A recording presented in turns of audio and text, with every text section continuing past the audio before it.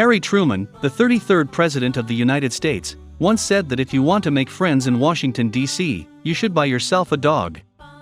Many of the U.S. presidents may have thought similarly since, with few exceptions, almost every president had a dog who, moreover, moved into the White House during the presidential term.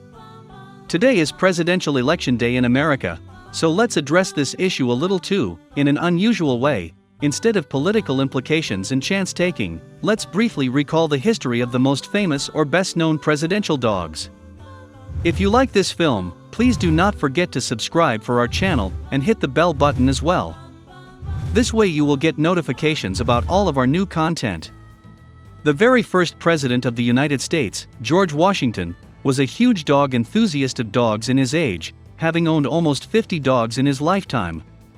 This passion proved so serious that he also bred a new breed, the American Foxhound, and to this day he is listed in the registers of the American Kennel Club as the first handler of this breed.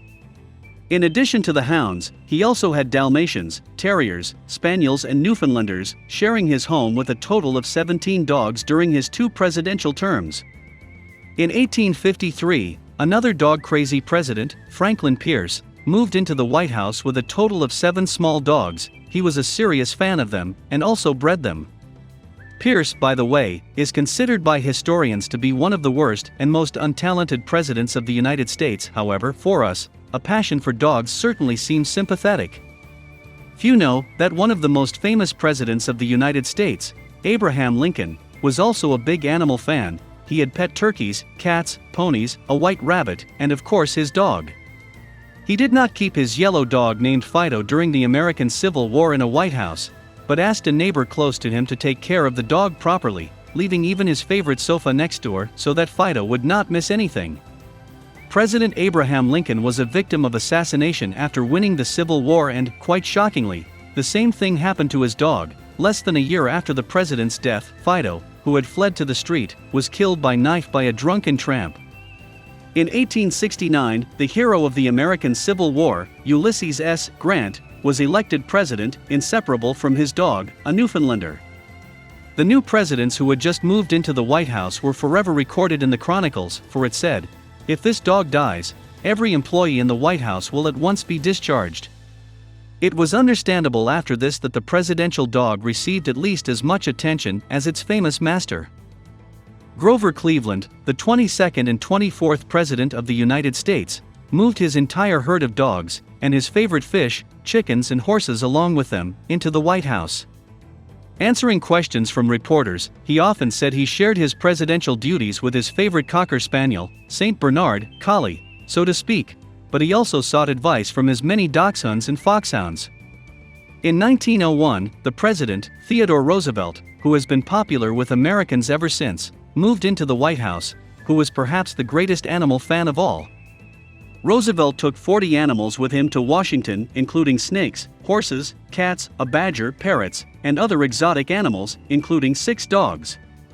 The 2 most famous dogs in the herd were Pete, the Bull Terrier, and Rollo, the nearly 200-pound St. Bernard, who was also recorded to have often chased down White House visitors as well.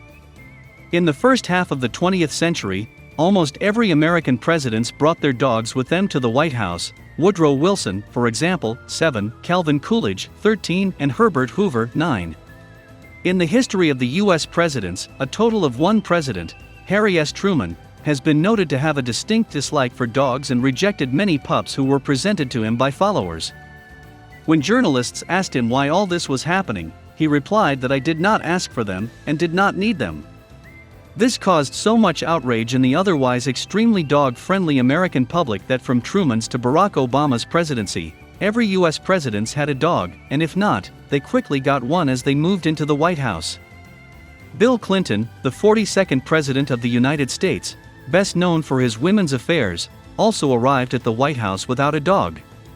However, the good PR experts tried to hide the Monica Lewinsky affair with stories about Buddy, the chocolate brown Labrador dog, not without success. Perhaps the largest canine PR campaign in presidential history was around the Obama couple, who otherwise hadn't kept dogs before. According to the official version, Barack Obama promised his daughters that if he was elected and get to the White House, the little girls would get the first dog of their lives. This huge media coverage, of course, brought not only the Obama girls, but also the dog-loving Americans fever, millions squeezed, and, of course, voted to keep the promise. We know the end of the story, which is, Obama won, and the little girls could have become the happy owners of one, and then another Portuguese water dog, who could thus enter the history of the US presidential election. And finally, what about the reigning president, Donald Trump? Donald Trump doesn't have a dog, which hasn't happened to American presidents in the past 118 years. As he once said in a journalistic question, he doesn't keep a dog because he doesn't have enough time to act as a responsible owner. And because of his political popularity, he said, he won't keep a dog.